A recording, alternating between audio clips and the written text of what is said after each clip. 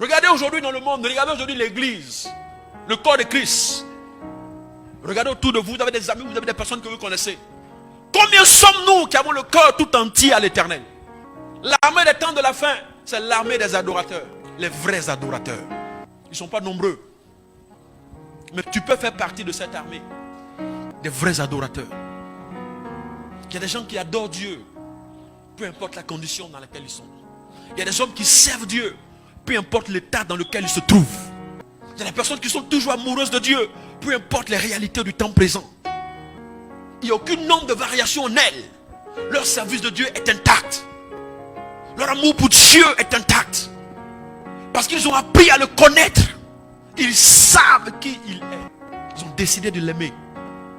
Que Dieu leur donne, que Dieu ne leur donne pas. Que Dieu fasse, qu'il ne fasse pas. Ils sont constants dans leur adoration. Ils ont compris la chose la plus importante dans ce monde.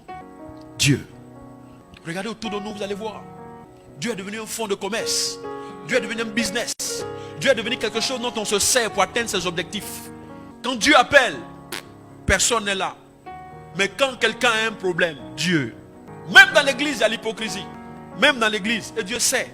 Quand tu as besoin de Dieu, tu veux que Dieu soit au point de rendez-vous. Mais quand Dieu a besoin de toi, tu n'es pas là.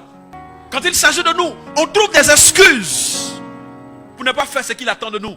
Quand il s'agit de lui, on dit non, Dieu, tu m'as abandonné. Dieu, tu m'as oublié. Voici pourquoi à un moment donné, Dieu doit te prouver. Pour voir si réellement ce que tu dis là, tu le crois réellement. Quand il dit Dieu, tu es bon, Dieu, tu es grand, il va venir éprouver ses paroles dans ta vie. Est-ce que ce que tu avances chaque jour, est-ce que tu crois réellement ça? Notre adoration devient une adoration remplie d'hypocrisie. Nous marchons avec Dieu à cause des intérêts. En fait, à cause de ce qu'il peut apporter pour nous. À cause de ce qu'il peut faire pour nous. Mais nous-mêmes, notre cœur est loin de lui. Lorsque nous approchons de Dieu, vous savez ce que Dieu fait? Dieu regarde, Dieu commence à sonder ton cœur. Parce que ce que Dieu va juger au dernier jour, ce sont les motivations de nos cœurs. Qu'est-ce qui a motivé la grosse offrande que tu as faite? C'était pour que tout le monde sache que tu as l'argent?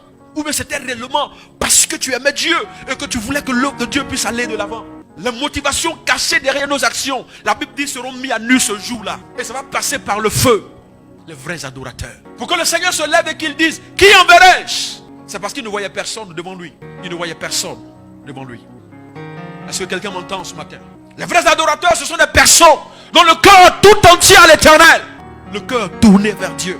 Ils vivent pour la gloire de Dieu. Ils vivent pour l'honorer. Ils vivent pour le célébrer. Ils vivent pour manifester sa gloire. Ce sont des hommes et des femmes qui ont été mis à part et qui ont la révélation qu'ils sont mis à part pour Dieu. Ce sont des hommes et des femmes saints, purs, que Dieu rend saints, que Dieu purifie pour sa gloire. Est-ce que tu peux revenir à ton premier amour? Est-ce que vous savez que souvent aussi Dieu a mal? Quand il voit que tous ceux qui s'approchent de lui, la seule chose qu'il veut, c'est de prendre quelque chose seulement, puis partir. Souvent le Seigneur réalise qu'il est entouré en fait de personnes. La seule chose qu'il veut, c'est qu'est-ce qu'il peut faire. Mais combien sont-ils qui se posent la question, Père, qu'est-ce que nous pouvons faire maintenant? Tu as tellement fait pour nous. Dis-moi, quel est ton besoin? Ou quel est ton désir? Qu'est-ce que moi, humain, homme, je peux faire pour tirer un sourire sur tes lèvres? Tu as tellement fait pour moi. Qu'est-ce que je peux faire en retour pour toi? Les vrais adorateurs pensent différemment. S'il y a une chose qui les motive, comment faire pour satisfaire le cœur de Dieu?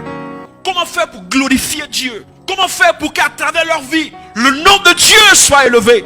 Dans leur vie de tous les jours, c'est ce qu'ils recherchent. Dans leur vie de tous les jours, c'est ce qu'ils font. Ils vivent pour un but plus grand que leur vie. Ils ont appris à faire de Dieu celui qui occupe tout l'espace dans leur vie. Dieu n'est pas à la première place. Dieu n'est pas à la deuxième place. Dieu n'est pas à la troisième place. Dieu a pris toute la place. Dieu est au centre de leurs envies, de leurs désirs, de l'aspiration la plus profonde de leur cœur. Les vrais adorateurs. Que chacun s'examine.